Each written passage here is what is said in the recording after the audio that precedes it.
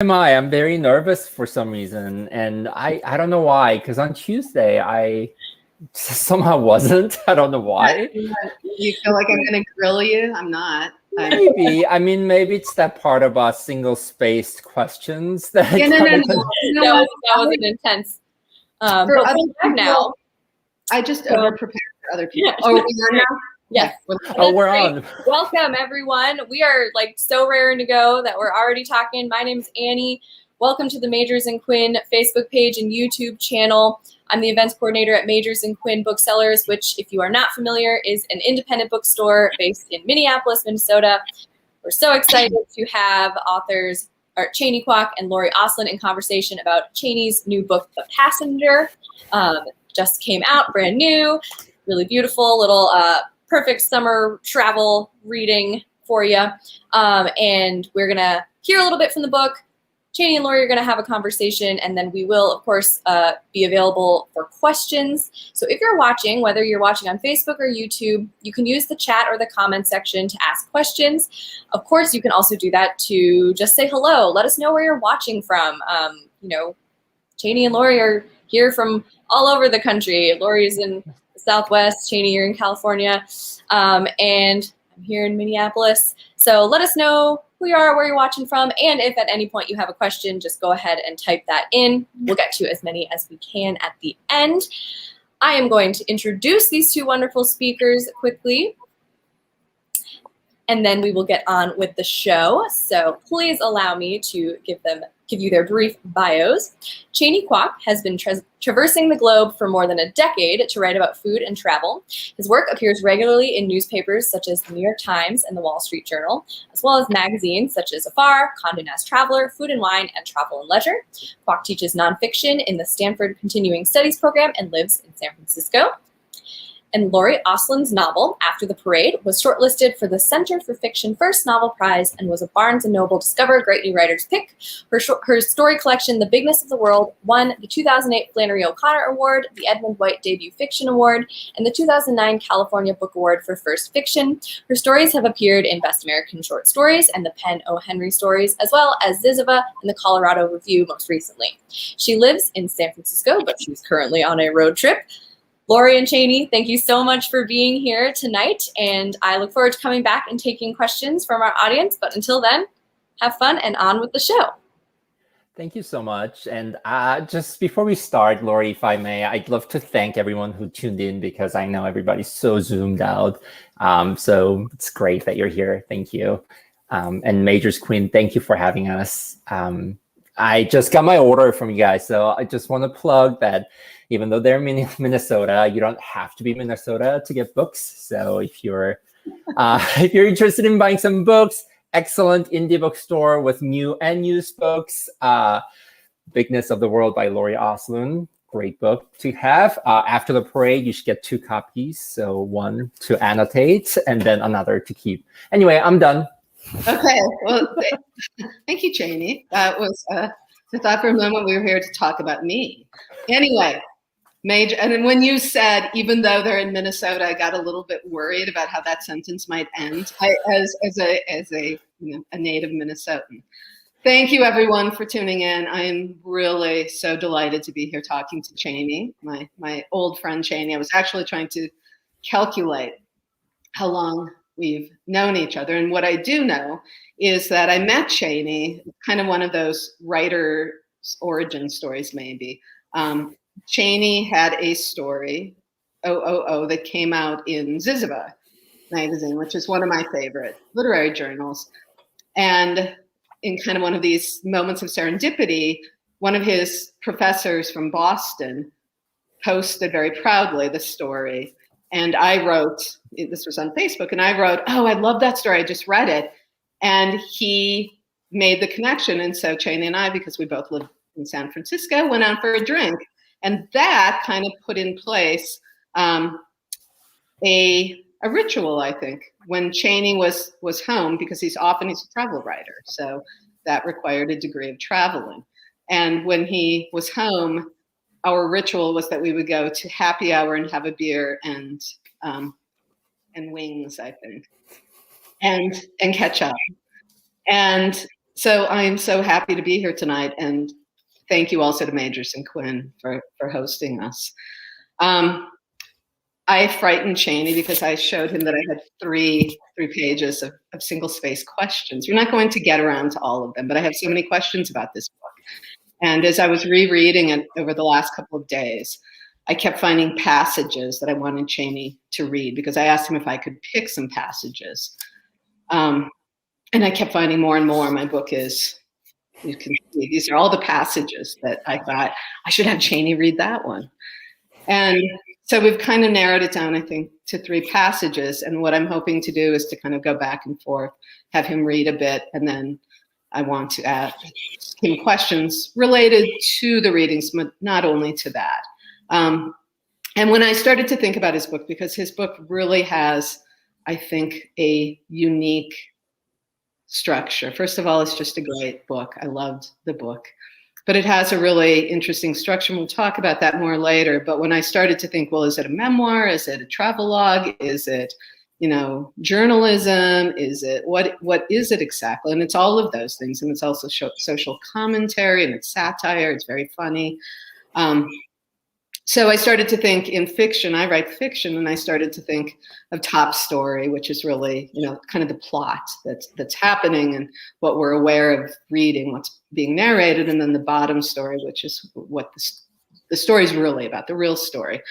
And I want to talk about both of those, but I in particular want to talk about the bottom story because there's so many interesting themes here. And I'm curious also just about how the book came to be. So I think that the top story, and you can jump in here, Chaney, but I think the top story is that in March of 2019, as a travel writer, you were asked to write about the Northern Lights. And this involved getting on a cruise in Norway, which on March 26th got into deep trouble. There was a bomb cyclone, and the engines failed. And it became very dire. And you spent like 26 hours on board the ship with other people, some of whom were being evacuated, but that was also a very tricky situation. Yeah, well, you got the top story just right. So thank you. And I think the bottom story is really kind of summed up in your subtitle, which is How a Travel Writer Learned to Love Cruises and Other Lies from a Sinking Ship. Well, thank you so much for that wonderful introduction, Lori. I'm going to read now. Yeah, why don't I read from towards the beginning? It's not the very beginning, but I'll read from towards the beginning of the book. Am I having fun all alone on a cruise, the playground of couples and families? In fact, would it shock you to hear that I've willingly gone on not 1, but 2 cruises this month back to back? 3 weeks ago, I boarded a luxury Italian cruiser from Bali. And if that sentence makes you want to punch me in the face, I'm right there with you. I had a butler with the most erect posture unpack my cheap clothes into hard mahogany drawers before wiping down my battered carry-on. I took Balinese cooking classes, got kneaded by masseuses like a lump of dough, and drank bottles of wine that cost more than my weekly grocery budget. I donned a bow tie and sashayed across the deck under the stars. The ship glided across the South China Sea, which I later described in a magazine article as, forgive me, silky. Then I disembarked and flew from Manila over to Bergen, Norway, to do it all over again in the opposite hemisphere. I know. Being a travel writer sounds glamorous on paper. And yes, I have come across plenty of folks who could afford to think of themselves as glamorous long before they ever sold a single piece of writing. A tribe that knows how to swill Veuve Clicquot before noon and not feel even a tiny bit buzzed or guilty. I, on the other hand, snuck into this trade by reviewing hostels and writing penny-pinching advice while attending graduate school in Berlin on a German government scholarship. I've approached every cruise I've taken like Margaret Mead visiting Papua New Guinea, the most foreign of environments that grows somehow more alien each time I inhabit it. That may be why I kept getting similar assignments from editors without trying, akin to sending a puzzled pacifist to interview Jean-Claude Van Damme while he punches Steven Seagal to pulp. That Bali cruise, the editor-in-chief of a top travel glossy had emailed me out of the blue. The Norway cruise, I'd been summoned by the head of a can't buy it, so you need to be in the know monthly, found only in the libraries of country clubs. Or maybe it was just all a joke born not out of intention, but from the very unfairness that drives the world of freelance writers. I happened to be available. I knew better than to decline the assignments tossed into my lap. No, wait, this is disingenuous. Work wasn't the only reason that sent me on month-long trips. If I wanted to make money, and lots more of it, I could have stayed in San Francisco, where I live, and worked for one of the social media services that everyone hates but uses hourly. Something else was keeping me away from the one-bedroom apartment I shared with Hannes, my partner of 16 years. I'll stop there. So I wanted you to read that section, Chaney, first of all, because there's a lot of humor there, and the book really is so funny, but it's also, there are lyrical sections, there are all of these great kind of historical tidbits, the history of life preservers. But it gets at the stereotype of travel writing. And it also gets at the economic divisions that we'll come back to later. That's something that I do want us to talk about later. But it also kind of succinctly lays out your trajectory, I think, as a travel writer, which we're also going to come back to. But you talk there very briefly about, you kind of had these teasers that you were living in Berlin and you were going to school on a German scholarship, and you started by writing these kind of penny pinchers, advice columns as a travel writer. But this book is so much a book. I mean, when I thought about what really holds this book together, whether it's memoir or travel writing, you are really the nexus of it. You are what holds this book together, I think. And so I kind of wanted to start out with how you became a travel writer. Because I know that your trajectory was not the typical one.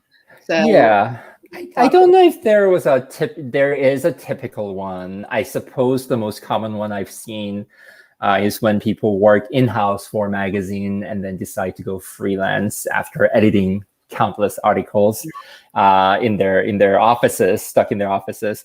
I don't know, I have to think a little more about what you said about how I am the nexus in this story, because as someone who's always kind of feared the memoir, it's funny that I'm debuting with a memoir. So my background is that I actually always wanted to write fiction, and like every other 20-something American aspiring writer, I wanted to debut with a 500-page, great American novel. Instead, I'm coming out with a memoir that's very slim. Are you going on record as being a 20-something? No, I'm sorry? Are you going on record now as being a 20-something? No, that's what I used to be. I mean, oh my goodness. I could never, no, you're fact checking me. No, nothing. Yeah, I can never fool you, Lori. This is why I was so nervous about this interview. No, so my trajectory towards being a travel writer is that I happened to be living in Germany, and I started pitching stories to American publications about Berlin, and then Germany, and then Europe, and then I ended up getting enough assignments to be a full-time writer, which I'm really I was really privileged to be, and I'm afraid I don't know if it's really viable anymore. You can make a lot more money being an influencer now, though. So if you have a hot body and you're not afraid to show it, then being a travel influencer might be the right way. But you and I do want to come back to that. I do want to kind of, as we get to the end, I want to talk a little bit about that whole idea and what's next. And when I was looking at your bio the other day, okay, it's just me. Chaney has disappeared. he feared the question about to ask. I just left the room because I was so scared of the question you're about to That's ask. what I was just saying. I said, he could see where this was going. Yeah. Hard hitting questions here. All right. I was looking at your bio, and there seemed to be that there was this one piece that you did for the New York Times that I was curious about. That was the big stepping stone. Is that true? I think it was about bomb shelters, I read it the other day before I drove 11 hours to Flagstaff. So maybe I've written a few pieces about my favorite pastime when I lived in Berlin, which is going to abandoned sites, which Berlin has plenty of. And I wrote about a decommissioned East German theme park for the New York Times, and how that was becoming an attraction. But Berlin being where it is, being the center of the Cold War, has so many intriguing abandoned places, like a former Iraqi embassy or Soviet military bases and so on. And I used to go into them with just the intention of this is and before social media, so it wasn't for hashtag YOLO. It was more out of curiosity. And yeah, I don't know how that ended up actually leading to a profession. I guess there's some truth to the saying that you should follow your passion, but here we are. So that is okay. So I did not mean to put you on the spot about the article that made your career that you can't quite seem to recall. But so as I said before, really and truly, this book, I think when I wrote about the book, I said that it was a hybrid of investigative journalism and travel writing, a personal and familial memoir. And a Far journal described it as a memoir / survival story. And it really is all of these things. And I said, as I said before, and I know you're uncomfortable with this, but it really does come together, just not to stress this too much, but it really does come together in you, the writer. And so you're saying, I know this is stressful for you, but I'm going to dig in a little deeper. Let's go. Let me mention it again. So, but at times you're wearing very much this kind of journalist's hat. And at other times you're wearing this very deeply, it's very deeply personal. And I'm wondering, when you first started the book, because I had the feeling you started it during the pandemic. So you were on the cruise in 2019, March 2019. I had the feeling you started it later. But I'm wondering what you thought the book was about. When you started it, you thought you were writing a book about blank. I thought I was writing a very entertaining long form article about a cruise gone wrong. And the more I wrote, the less it became about the cruise, or any cruise for that matter. Josh at Godine, the publishing house, was the one who convinced me that this was a book, but he also pushed me to write more personal stories. And I fought it really hard, but I'm glad that he did it, because ultimately I don't think there would have been a book without the personal elements. And the Afar review that you cite, which was so generous, that calls this a survivor story. In many, it's really actually not about surviving the cruise that at the end of the day was not really a calamity.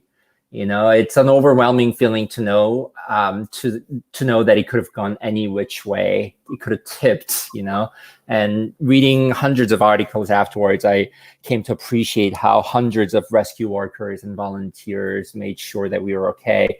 But just, a wave could have tipped us over in the wrong direction, and it could have ended very differently. But ultimately, The Passenger's not a story about surviving a cruise, which, has its own connotations too. I mean, it's just a very plush environment, right? And even during the ordeal, we were being served food.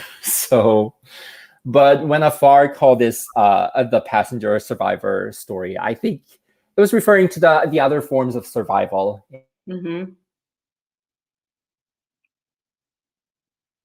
There goes Chaney again.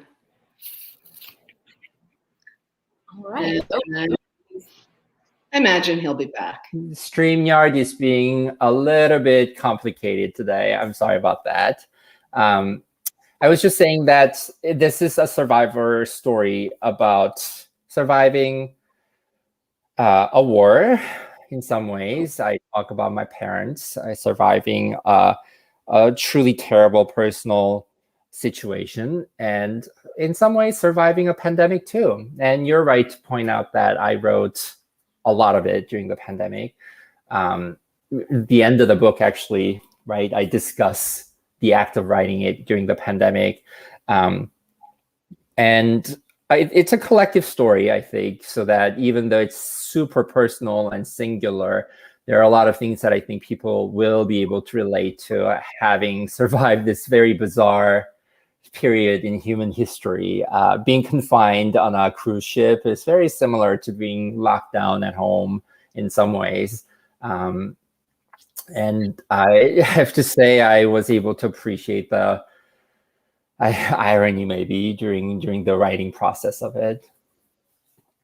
So, and I was curious about that because I always wonder with my students who are writing like dystopias right now, their thesis and their writing, and I always think that must be easier to write that during the pandemic, or maybe it's harder. But I think you're right. This whole idea of writing about being confined on a cruise ship as you're confined to your studio apartment. One of the things that really intrigued me about this is the way that you kind of track down some of the people who, or attempt to track down, right? Yeah. People who were involved in this. And for example, Birkeland, who is the guy who's the helicopter that's hovering above, can't land, and he's the guy that goes down in the rope, right, to pull people up. And I was curious about that, and I'm curious. There are a couple of things I'm wondering. One is just kind of the approach you took to that part of the book. And so a little bit of background story is that during, after a couple of hours, they decided that it was impossible to evacuate with lifeboats because the sea was just too rough. So they started picking people up from helicopters and the helicopters, like you said, couldn't land. It was too dangerous. So they ended up winching people one by one, plucking them. And I tracked down a helicopter pilot, in part because it was driving me crazy how all the news articles were talking from the passengers' points of view. They interviewed a lot of passengers who were there, but I felt like I had plenty of that story, having gone through that. I was more curious about other vantage points. So I befriended a lot of, or rather I followed a lot of crew members. And of course they couldn't really talk to me because they signed NDAs, I assume, for their jobs. So some who did talk to me said, you can't use this, this is not on record. And most just said no comment. But I was able to find some names, and I was literally just searching, and in the European Cockpit Association's newsletter, I found an interview with one of the helicopter pilots who was involved in the rescue mission. And I looked for him, couldn't find him. And then in the end, I realized that he wasn't Norwegian at all. He was Danish. So I ended up finding him, and he introduced me to one of the rescue divers, which is Orland Birkeland that you just mentioned. And we had a couple of really good interviews to hear from his point of view about how the rescue mission went. What did it feel like? That was really important to me to find out, because in order to have a more rounded vantage point of what really happened, I couldn't just limit the story to my story or the other passengers. Yeah. It was interesting because when I read those sections, I found myself really thinking about whether you contacted them out of a need whether that was the memoirs part of you, needing to know who people were, or whether it was the journalist part of you wanting to present all sides of the story. And those seem very different impulses to me. Yeah, the line can get kind of blurred there, though, right? Because, yeah, I suppose this much I know, which is that I didn't do it out of some personal need for closure or because I did want to talk to them out of personal curiosity. But, one thing that's great about being a freelance writer is that I get to ask all sorts of cheeky questions because I'm in places, for a reason, in ways that I would never do in my personal life. So I wouldn't ever bother helicopter rescuers just to satisfy my personal curiosity. But because I was writing this manuscript, I felt empowered to do so. Many of them also said, no comment, can't talk to you. But some did, and I'm so grateful for that. Yeah. And were you present what's happening so vividly? And were you watching videos of it, or were you imagining? Or how did you recreate those scenes? I did watch some video footage from above. Some rescue workers also shared very personal. So they said, you can't use this, but I took this with my phone. You can watch this.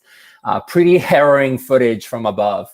And just interviewing them. But in fact, I think I'd like to read you a passage and then maybe we can talk about it. Yeah. So, all right. So about 1/8 of the way through, 4:30 p.m. Orland Björklund sits on the floor of Rescue 9 and swings his legs out the rear door. His orange jumpsuit shines against the anvil-colored sea below. A 195-foot rope, laden with a heavy weight, is dropping from the helicopter toward the deck of the Viking Scar. Ivar Lubrot, the winch operator, double-checks the harness around Björklund's chest one last time and gives him the okay sign. It's time to take to the sky.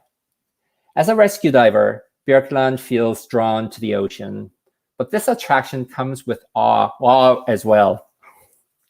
Knowing firsthand what the sea can do. Part of his regular training involves throwing out a human-shaped dummy into the sea from the helicopter and rappelling down to retrieve it. More than once, he has entered the sea at an inopportune moment, the muscular waves flipping and pushing him under. He knows too well that, if he's unlucky, the wire can wrap around his neck as he tumbles deeper into the water. Björklund pivots 180 degrees to face the inside of the helicopter. Knees locked and stomach tightened, he begins his descent. The wind whips his face. He's been mentally preparing for this during the hour-long flight from Bergen, but he's surprised anew. It's not fear that fills his heart, but rather a heady mix of nervousness and excitement. As he drops toward the disabled cruise ship, he sees how precarious this mission is. Even though the guideline from the helicopter is secured on the deck, landing on his 2 feet isn't a sure bet. The winch operator and the pilot can do their best, but the sea makes the final call. The cruise ship is swaying well over 100 feet from side to side. If it jerks away, he could lose his footing and suspend over the sea. And if the wave churns the other way, the ship, the size of a large office building, will slam into his bones. It's up to him to land unharmed so he can help others stay alive. Stop there. Thank you. Yeah, I love that section and the way that you imagine his perspective. Thank you. And you said that you could talk a little bit about it. It was a little more extra, to be honest. One of the big no-nos is that you don't share your writing with your interviewees, but you want to fact check, right? So I didn't share the entire manuscript, but I did make sure that I chose the parts, the interview parts with the people that I interviewed, because that was the closest I could get to fact checking this personal points of view, You know, it does. And, you know, in the era of appropriation, it's really scary to write from other people's points of view. And I wanted to make sure that I wasn't putting words into their mouth. Orland, after he read it, and said, you know, he corrected some factual things. First of all, he said, you know, you say I rested my feet on the skid, but actually that helicopter is a model that doesn't have any skids, and he went into like this technical reasons.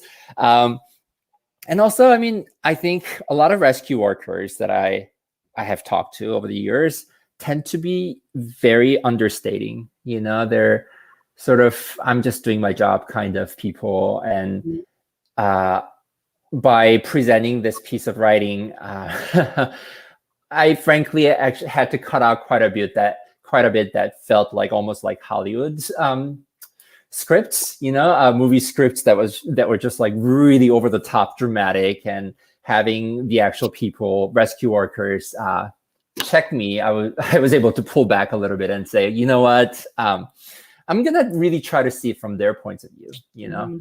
But it is really scary if you're gonna rescue people by risking your life, and knowing that the steel rope can wrap around your neck when you enter the sea, or you know, knowing that you could just like slam into a ship. It does take a lot of courage, I think, and bravery, which is why, going back to saying, you know, hundreds of people really gave their all to make sure that the passengers were okay. And it's a really overwhelming feeling. Yeah, well, I love those sections, and I love the way that you presented those sections. The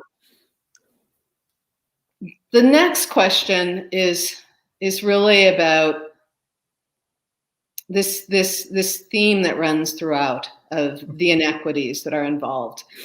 And when I started to think about this question, I mean, I'm going to warn you, this question is very kind of amorphous, because I made all of these notes and they all seem to be linked to this idea, because you talk about the hierarchy on board the ship. And within that, you know, so you talk about the people who are taking the cruise, who are by and large white, and you talk about then the people who are employed by the cruise ship. And within that, there's the hierarchy, and that also gets into various things. But the people who are kind of dealing with the passengers tend to be white. And then the people who are making everything happen below ground are from various countries and are often people of color. And so that was one of the things I thought, well, I really want to talk to Chaney about that.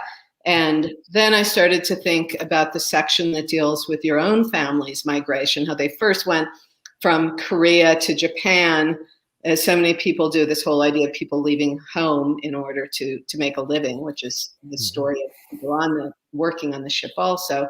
And then they go back. In Japan, they go back to Korea, and then eventually come to the US.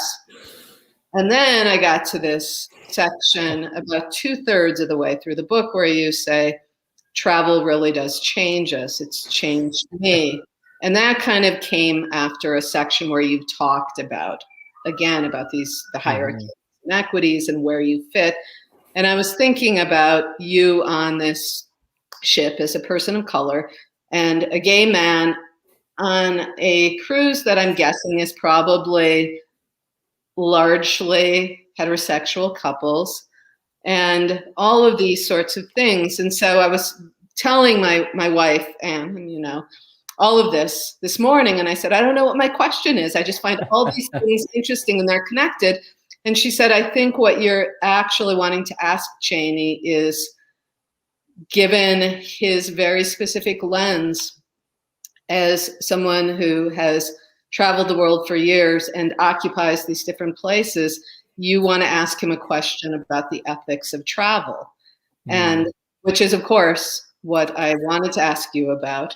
And so I was thinking about travel and how it reinforces inequities and hierarchies, and we take part in it, but it also brings us together, and it provides tourism and tourism dollars, and it teaches people about one another. And we're in lockdown and we're all anxious to get back in the world. I'm on the road right now. So what do you think after all of your years as a traveler? Does travel, I mean, does it ultimately do more harm or more good in the world? What do you? I think ambivalence is my attitude toward 99.5% of things in the world. And that's how I feel about travel. Like you said, first of all, those are many different topics that I try to touch upon in The Passenger. Mm-hmm. It's a small book. I don't know if I pull it off, but it was impossible not to. For me, it's unthinkable to write about a cruise without looking at this kind of global inequality reflected into this tiny microcosm of a cruise ship, where you literally see people in strata from the top deck down to the invisible basements, plural, right? And even within the crew members, there's a whole hierarchical world. There's a pretty sobering scene in the book where despite the crew members' advice not to, I end up going upstairs away from the evacuation area and encountering workers who are usually completely hidden from sight. And it was such a jarring reminder that even within the crew members, there are certain people who are authorized to be seen and others who are not, right? And myself, where I place in that, I think had to be acknowledged, because if I didn't, then it would have been really disingenuous. And that place is that, yes, I do stand out for all the reasons you pointed out. At the same time, I come from a very privileged background of someone who attended college and graduate school and was able to travel throughout his 20s long before travel magazines paid him to do so, because I happen to come from this very privileged background of, immigrant parents who worked really hard to ensure that I had the opportunities, and not just that, but education and the mindset to travel. And those things, if I can't not acknowledge them, and also the very fact that I happen to hold a passport of the right color that lets me bypass all these national borders that we built in order to keep most people in their places, which is, also very unnatural if you think about it, because the history of mankind is about migration. We've, ever since we started evolving, we've been just on the road. So this is all to say, you're right, those are all big topics. So pretentious for such a small book, but not touching upon them while writing about a cruise ship would have been actually a political act, I think, of a willful ignorance and looking away. And I think that would have been very problematic. Mm-hmm. So, and I find myself negotiating that space quite a bit, upstairs, downstairs. I was there to work, but I was also coddled like a passenger. And, I have to come clean about that. So they are really big themes. And I think but that's what, it was one of the things I really appreciated about the book. And I think that there's something about your structure. I'm always interested in how we tell a story. And I was really intrigued by how you chose to tell this story. And you did so much of it with juxtaposition, or just where a section, because you timestamp something and we get the scene there on the ship. But just where you would kind of end a section and the question you would ask, and then we'd get the white space, and where we began, there was this whole, what kind of leapt across the white space. And that's a fair way to describe it, because I kind of chicken out. I ask a lot of really uncomfortable questions that I myself can't really answer. So there's a lot of, fill in the blank, think for yourself kind of sections or parts in the book, I think. I do hope that, I struggled a lot, to be honest, last month leading up to the publication, because I don't know, I think a lot of debut writers just have a hard time, but just emotionally, I was kind of a wreck. And I was able to recover only when I was able to say, the book is its own entity and it's not a reflection of me. Once I separated my ego from it, I was okay. And likewise, I think the book will hopefully have its own life out there, interact with people, and ask some uncomfortable questions. And whether I'm able to answer some of them or not, I think that becomes a little irrelevant too, Well, not irrelevant, but secondary, right? Yeah. I hope people can make what they can out of The Passenger. No, I really, so my question was not in any way meant to suggest that rather to say that I really like the fact that you took on all these themes, but that you also, you set them side by side and let the pieces interact with each other. And you were very clear about sometimes saying, and here's the truth, I don't want to have to think about this too much, or I don't know how to think about this too much. My mom likes to say, it must be so hard being you. You overthink everything. Those are the kind of like inner conversations happening, like 7 different ones at once. So, I mean, it's reflected in The Passenger. They're not, I can't really separate them. I can't just be like, here's a chapter in class. Here's a chapter on, I don't know, in the environment. They're all related, I think. Well, it leads me into this whole kind of other question, and that is, and I think reading the Afar review really galvanized what my question was here. And so what intrigued me was that you were writing about a cruise ship, and you were writing about all these things going wrong, and you were very clear about saying that any of the workers, the employees who'd written about it on social media, scrubbed their sites. They weren't allowed to have any of that up. But you were writing about these things, and your career is travel writing, and you're writing about travel gone awry, and you're writing about these class divisions and the economics of it all. And in that Afar review, because that is a travel journal magazine, right? He talks about the fact that the biggest advertisers for travel magazines are cruise ships, or one of the biggest, which means that in a sense, you're kind of committing professional suicide. Right?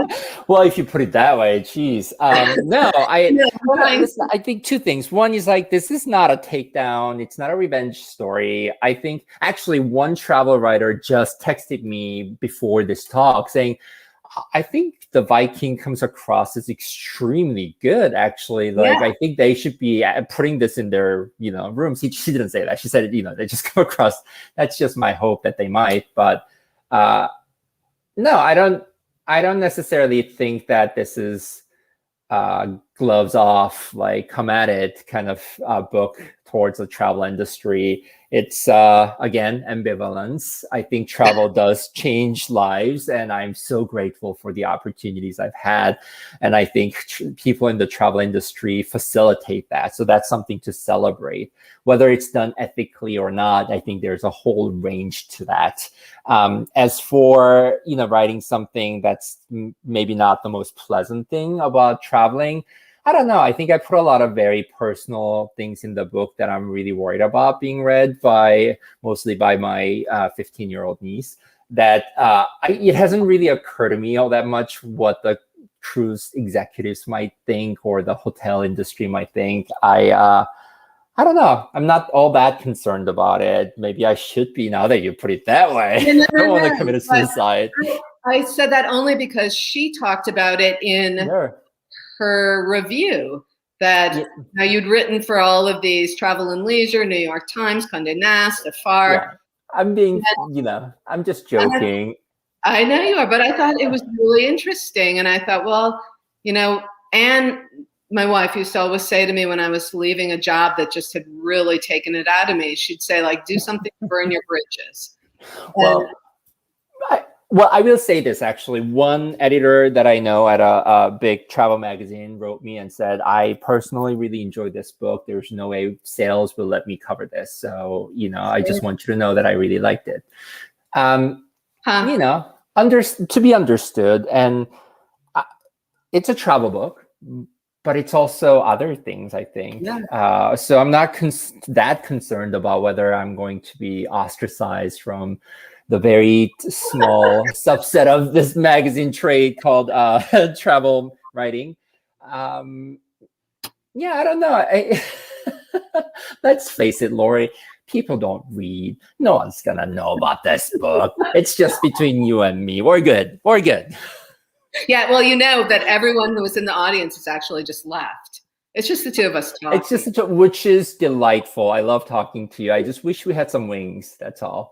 Yeah, no. So, well, I wanted to kind of end by having you read my favorite section, and this is a section that has to do with the sinking that was happening that you were not quite looking at, and I'm talking about the metaphor that exists here for your partnership with Hannes, your partner of many years, 16 years. Yeah, and, I mean, if you Google what happened, you know how the cruise ended. It didn't sink. So when I say sinking ship in the title, I'm actually not talking about the cruise ship, like you so correctly and astutely, pointed out. I know about metaphors. I'm sorry? I know about metaphors. I have to say this is really nerve-wracking for me because this is almost like thesis on creative writing. I am so sorry. I love this book. I was so happy when you asked me to talk about it. So I prepared questions quite soon. But I did worry about asking you to read this section. It's my favorite section. Thank you. And since we're running out of time, I'm afraid I'm just gonna have to read just the latter half, if that's okay with you, Lori. Yes. Okay, I'm gonna do that. All right. Which is too bad. I like the first half, but I think you actually have time. I think they're just gonna have to buy the. Okay, fine. Okay, it's like 4 or 5 minutes. Read. Let's do it, and then Annie can. This will give people time also to, if they have a question, to put it in the chat. Yes, think about some uncomfortable questions to ask me. I'm gonna read this, here we go. 10:10 p.m. What does Hannes stand to lose? We have spent most of our 20s and 30s together. We've become messy vines that entangled as they scaled the wall. Separating us would mean altering the very organisms of us, if it's possible at all. We back up each other's memories. We've seen each other grow up. He'd lose that. He'd also lose a respectable partner, a travel writer, how exotic, who cracks up his colleagues with self-deprecating stories at dinner parties prepared pretentiously with ingredients from faraway trips. He'd also lose the comfort of knowing there's one person who's always had his back. Hannes would lose his biggest believer. What does he stand to gain if I don't make it out of here? He won't have someone nagging at him for putting off chores. He'd never have to clean up after me again, picking up half-full mugs, piles of clementine peels, bushels of black hair, and books open to random pages that I get mad at him for closing. Most of all, he'd gain the freedom he craves. As difficult as a separation would be, I understand his craving. I always bring my backup drive on trips because part of me hopes I'll disappear. I settle back in the nook between the stoic Brits and the cheerful American retirees and dial Hannes. He picks up, then switches on the video. The connection is slow. He feels my screen fuzzy and discolored. I can make out his wraparound sunglasses hiding his eyes. I can see the car seat belt across his chest. Then, for a few seconds, everything comes into sharp focus. Next to his face, through the driver's seat window, the brilliant California sun illuminates a cluster of restaurant signs in Chinese. Above his stubble, his mouth looks lined in black. What the fuck? I blurt out in English, startling my neighbors before switching to our usual German. Did you just eat dandan noodles? Did you really go to the Sichuan place on Irving? I was hungry, he says. How did you know? Fine, I didn't expect him to sit at home and light up votives while praying to gods he doesn't believe in. And I didn't want him glued to CNN, biting his fingernails bloody. Still, It smarts to see him carry on as though it's a regular lazy Saturday and nothing's amiss. I wanted him to at least lose his appetite out of worry for my life. Check your mirror, I say. You're degulous. Early in our relationship, we decided to use French, the language he and I both took in school, for uncomfortable words. Everything in French sounded fancy, we agreed, and therefore more suitable for unpleasantries and vulgarities.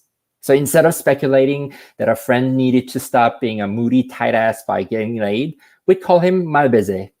Instead of calling each other widerlich or disgusting, we took to saying degulasse jokingly.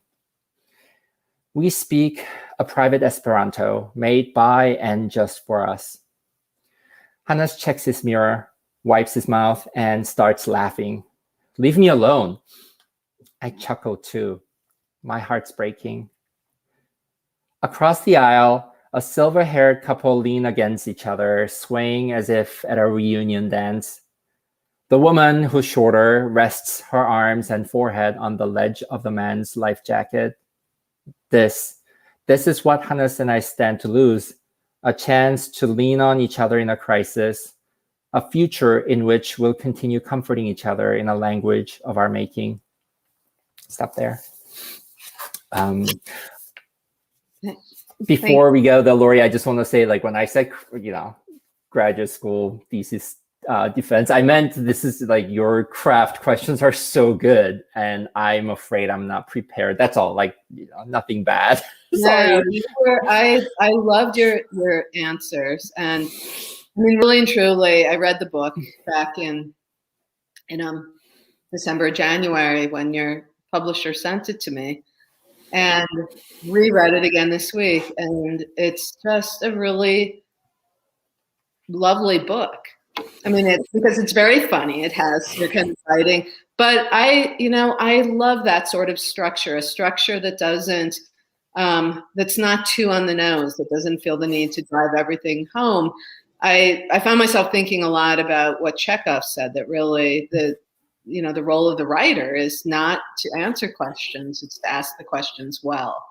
And I thought you asked the questions very well here, but it's also just a really interesting book to read, with history and your family's entire movement and all of these little tidbits of things. I know we need to go to questions now, but it was a pleasure to create these questions and drill you through your presentation. Thank you for such thoughtful, insightful questions, and also just reading it twice even. It's aren't writers all just misunderstood adolescents? It's great to be understood. So thank you. No, my pleasure. Well, thank you both so much. We have a lot of great comments, but we don't have any questions yet. So those of you who are still here, if you have a question, ask it now. But thank you for telling us. We got some people, a lot of people saying hi, Chaney, a lot of people from Brooklyn and San Francisco. And yeah, we just got a lot of great people watching, I can tell. So Lori, why don't you maybe throw one more question out there to give people a chance to get theirs in.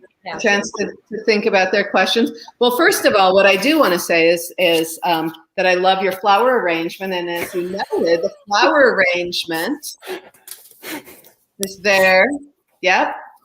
Diosa Blooms, which is a business in my neighborhood in the Mission, San Francisco, was inspired by the book cover and made this. So thank you.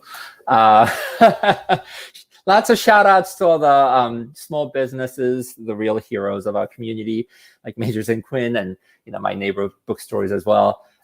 You might have seen the lighting being a little crazy here because I bought special light for this talk. Actually, I was like, it's too dim in here, and of course, sorry, I bought it from Amazon and it's malfunctioning, and now it's just flashing. So I apologize. Lesson learned: don't buy from Amazon. Sorry, Jeff. Well, you got a job with Amazon. You're just. I'm done. Travel industry dead. Right. Amazon canceled. Over. Sorry, I'm done.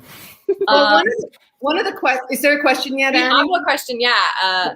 a quick and easy one, hopefully, or maybe it's a whole story. From Seth, what was the first thing you ate after getting off the ship, the cruise ship, Chaney? What were you craving after that experience? That's really interesting. I don't remember. What I do know is that I ate, and it's in the book too. It's I think it's pronounced svele, Norwegian special breakfast specialty made with brunost, which means brown cheese. So it doesn't sound exactly appetizing, but it was delicious. Yeah.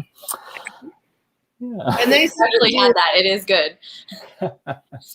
And didn't they serve you, like, as soon as things were okay and the tugboats were able to reconnect, you talk in the book about them having this huge meal, like that everything, the whole facade of this, your room was clean, you put back together, you had stew and yeah, I mean, I've been asked a lot about what was the scariest part, and I can't decide between a couple of different things, but one of them certainly was seeing how quickly everything was restored, and that creeped me out because, you know, people who were on board, crew members, stayed up all night to restore that facade, you know? I'd seen my room in the middle of the night. It looked not good. Many things were broken. And then the next day to walk into it and see that the crew members had turned it into something that looked just like a luxury hotel suite. In some ways, it's alarming a little bit that, you know, gosh, even during a catastrophe, there are people who have to work. So. Okay, we've got a couple other questions. One from Angie. I remember when Chaney posted about calling his mom on Facebook, he read the section about his partner. When in the moment, what did he think about his niece, his mom, and other family members? Yeah, so I thought a lot of things, and I write about some of them, at least in the book. I think, like many other people, I think I was very I-centric leading up to that moment, me. And then I was at some point during the sailing, I started realizing, or during the incident, I started realizing, but what would be missing if I were gone? You know, not from my point of view, and that was a very overwhelming feeling. And also, it's in the book. The cruise company called my parents to let them know that I was safely winched away when I was still on the boat, on the ship. So they were celebrating that I was safely in a hotel when I was not. And we had a very interesting conversation that you have to get the book to read about. The teaser. Yeah, I love that part and why that happened. Great. Okay, so here's another one. When are you going on your next cruise? Never, thank you. Next question. Here's one from Anne. Have you traveled during the pandemic? If so, what insights did you get from that? You know, I actually got an assignment without trying. An in-flight magazine reached out to me publication, so I hadn't been canceled yet. Hopefully, I'm still not canceled. So I got to actually go to, and this is the part, again, I repeat from the book, you'll want to punch me in the face. An in-flight magazine paid me, and even for the first time, actually booked me first class to go to Hawaii. It was interesting. It was great. And also everybody was there because, everybody wants to travel now. This was just about a month ago. The insight that I have is that, my goodness, everybody wants to travel now. How do we do that in a responsible way? I have no answer. I was vaccinated at least, but I still felt a little guilty intruding upon people, especially people after people I met on the island said, it was magical last year without the tourists, and now ... Yeah, that's that whole the ethics of travel question. Yeah. But think about other places where that chance encounter can change a person's life, be it because of something that person learns or because of economic opportunity. Travel is one of the biggest industries in the world, and it does feed people. So how do you balance that? I think that's the question that we should be asking as we're reopening. I just fear that we're going to go back to where we were, which is, But, yeah. So here's one from Tom. We'll make this the last one, and then you can each say, some closing things. Oh, well, okay. These are two kind of quick ones, hopefully. So 2 more. One from Tom. How soon after the cruise did you realize this was a book? I was not convinced, even when the publishing house, Josh, a great editor, and I thought I was getting some editorial advice on how to turn this into a compelling article. And when he said this was a book, I was not convinced. So yeah, well over a year after, I would say. What's the second question? Next one is just, what languages do you speak? So yeah, Korean and German fluently, and French is just words here and there. I know how to say badly laid mal baisé, which is badly kissed. I don't ask me why. So. All right, so that's a lot. That's it. Well, thank you again for hosting Majors and Quinn. Indie bookstores are really propping up, communities, and thank you so much for all the work that you're doing. Yes, The Passenger, but you don't have to buy The Passenger. Buy a book from Majors and Quinn. I don't know. You know? Well, the link to The Passenger on the Majors and Quinn website is further up the chat in the comments. It's there. But you can take that link and then you'll be on our website and you can navigate yourself on over to books by Lori Ostlund as well. You can search by title, author, anything on our site, and we do ship anywhere. Like almost anywhere, including internationally. So there's probably, I always say anywhere, and then there's probably like 2 exceptions, and then I'll get in trouble. How do you ship to Scandinavia? I shipped the book to people I interviewed, and each copy cost me like $25 in postage. Okay, so I was like, just random. I don't actually fully understand it, but basically we like batch stuff together. So we have like a shipping service. So it's like a bunch of stuff is going to like different places in Europe, and so like a big box will go in this international shipping thing to Europe, and then it'll get split up. Keeps costs a little more manageable. So anyway, that's some behind the scenes bookstore stuff for you. Well, thank you so much for tuning in. I know everybody's sick of staring at the computer screens, and I don't know if it's just me and Lori talking, in which case, thank you for tuning in, Lori. Thank you. It was great to talk to you. You passed your dissertation defense with Yay. All right. Well, thank you everyone for tuning in. If there's anyone you know of who wanted to watch this and couldn't watch live, the video remains on our YouTube channel and our Facebook page, so you can just send them on over and have a wonderful rest of your evening. Bye. Thank you, Bye. Beth. Bye.